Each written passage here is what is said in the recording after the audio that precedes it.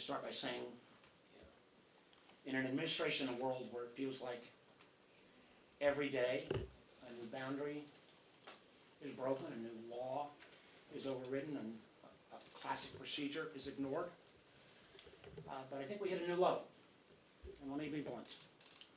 What the administration did in the last 24 hours is corrosive not only to our democracy, but downright dangerous for our national security. Yesterday, the administration convened a briefing for Republican senators, and only Republican senators, on the recent U.S. military strikes in the Caribbean. Along with that briefing, they shared the Office of Legal Counsel's opinion that tries to lay out legal justification for those strikes. Again, they didn't share it with Congress. They didn't share it with the Gang of Eight, which is their responsibility. They didn't share it with the Senate. They shared it with one political party. That is not how the system is supposed to work. That is not how national security decisions are supposed to get made. Matter of fact, just last week, in a very classified, secure meeting with National Security Advisor and Secretary of State Marco Rubio, he looked me in the eye and personally promised that we would have that Office of Legal Ethics position laid out. He said he hoped it had been delivered that day. Now, I'm not blaming Secretary Rubio because I know he left for the Middle East the next morning. But instead of honoring that promise, this administration chose to give this sensitive legal document to a select group of more than a dozen Republican senators. Not all on intel, not all, I think, even on armed services, on a purely partisan basis. Now, only when they got caught, only when word got out and senators started asking questions, did they scramble to try and make things work. They said, okay, we'll give it just to Democratic members of the Gang of Eight. This is not how the law works. This is not how Congress is supposed to act. This, try to cover your tracks after this malfeasance, still falls short of what the Constitution demands. And I'd say in any normal administration, somebody would be fired for this kind of abuse. So now, this Office of Legal Counsel opinion should be shared with every member of the Senate, not just the Gang of Eight. Every senator, Democrat, Republican, Independent, has a constitutional role to play when the United States uses military force. And to make that review, it's not optional. It's our freaking duty.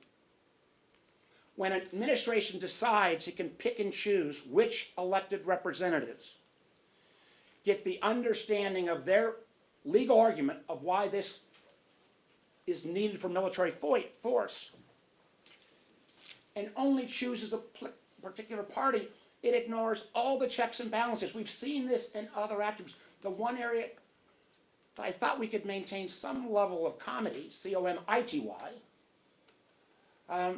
was around national security, but not from this crowd. You know, this is not about procedure or process or even precedent. When you politicize decision-making about putting our service members in harm's way, you make them less safe. When it becomes a question of whether America is going to go to war and use military forces, becomes simply a tool for partisan back and forth, you not only weaken the bond with our troops, but you completely continue to weaken the credibility with our allies, which has been weakened so many times. You even got countries like the Dutch acknowledging they're not sharing it in a public forum because they don't feel they can trust the Americans now. When you deny Congress the access to legal rationale for military action, you also do huge erosion of trust from our public. And again, as I've mentioned, you do real harm to the people who serve. The truth is, our troops particularly when they're going into an area that's such a gray zone at best, and you've seen officers already appear to be fired because they've raised concerns. They deserve to know with clarity, the legal reasoning of why they're being put in harm's way. And again, Congress has an oversight role here. This is U.S. Government 101. And frankly, not to be divided and used as political pawns. And the truth is as well, my Republican colleagues bear responsibility as well.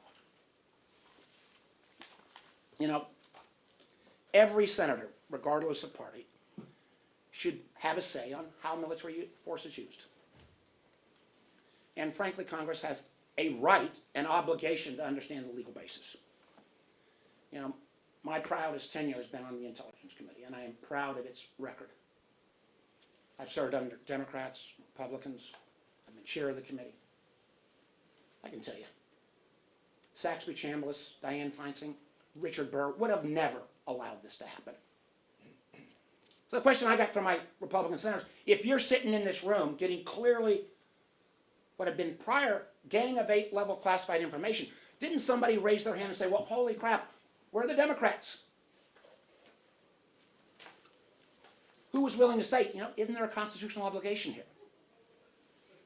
You know, it is about separation of powers. For the folks who wave their Constitution around, read the damn thing. And then explain why you would sit through that briefing and not call foul.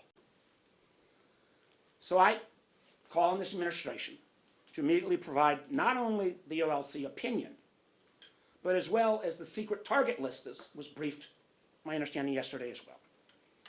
And this ought to go to every senator, not Gang of 8, not just the Intelligence Committee members, now that they have already broken the seal. Everybody needs to be read in. That is what Americans deserve. That's what every senator deserves. Not this cherry picking for political purposes. The country deserves better. And we'll see if anyone is willing to stand up and push back.